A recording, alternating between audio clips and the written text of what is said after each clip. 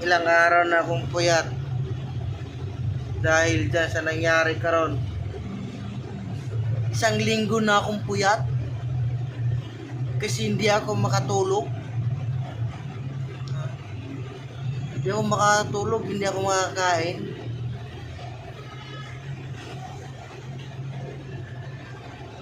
Kayo ha, binabalaan ko kayo dyan.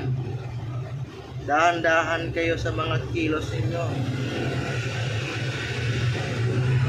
Dahil hindi ako makakatulog. Ilang araw na, 5 araw na akong hindi makakatulog. Martes ngayon, Martes nyo inuli si tatay. Ibalik nyo yan. Pag hindi nyo ibabalik yan dito sa Manila, pag hindi nyo pauwiin yan, isa lang sasabihin ko sa'yo, isasako kayong lahat. 5 kayo, isasako ko. Pag umpugin ko yung mga ulo nyo, mga bugok. Wala na nga kayong ginagawa sa ating Pilipinas, ganyan po yung ginagawa ninyo.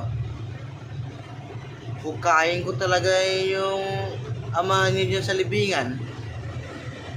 Maputang ina ninyo. Romualdez, Marcos, Torre, kayong mga sinasabi ko, timanhandyo niyo niya. Isasako ko kayo ngayong eleksyon kung saan ko kayo pupulutin. Timanin na, ha? Timanin nyo na.